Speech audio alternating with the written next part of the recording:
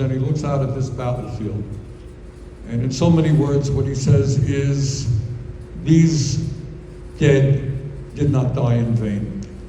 And that what we must maintain is a government of the people, by the people, and for the people. Let's go!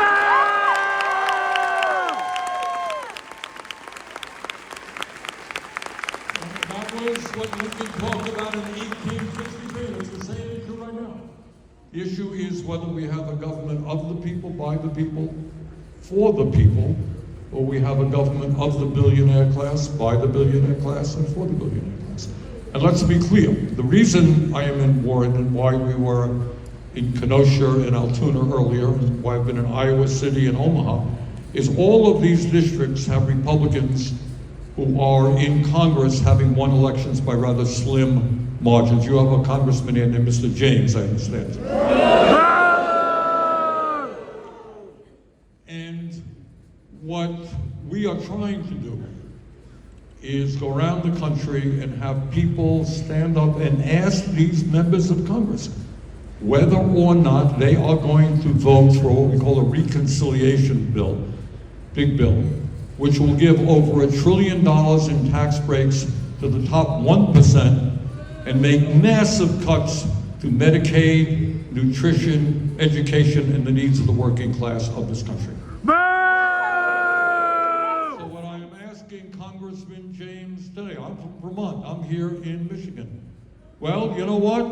If he represents you, he should be here, right here, holding a town meeting just like this. What democracy is about. He has the right to make his case, to tell you what he believes. You have the right, respectfully, to ask him questions.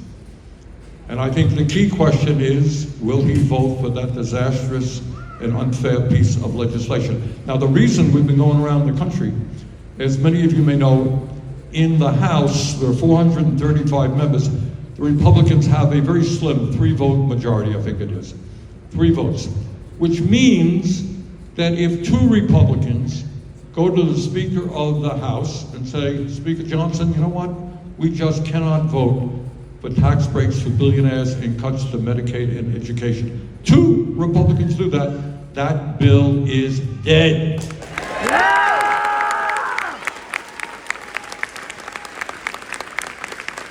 And I hope very much that you will convince Mr. James that he should be one of those Republicans. So, and make an offer that he can't refuse. That is, if he is not one of those Republicans, his tenure is going to be very short indeed.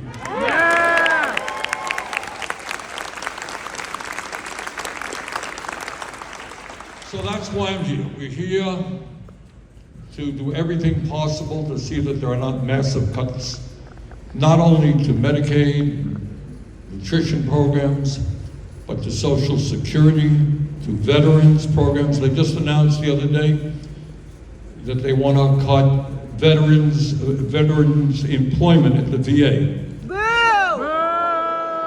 87,000. Do we have any veterans here in the room? Right here! Well, good. We thank our veterans. Thank you. And I think no matter what your political view may be, I hope every American understands that when people put their lives on the line to defend our country, we keep our commitments to them. So, I'll have more to say in a minute, but again, look, what the kind of turnout that we're seeing here, I think we have 5,000 to 6,000 people. 5,000 to 6,000 people.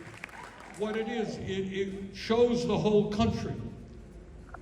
It shows Trump and Musk and the whole country that we are not going to sit back idly and allow this country to become an oligarchy.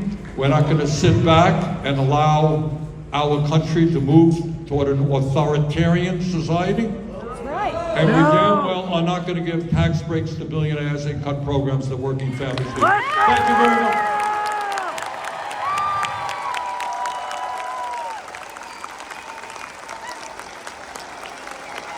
Party! Party!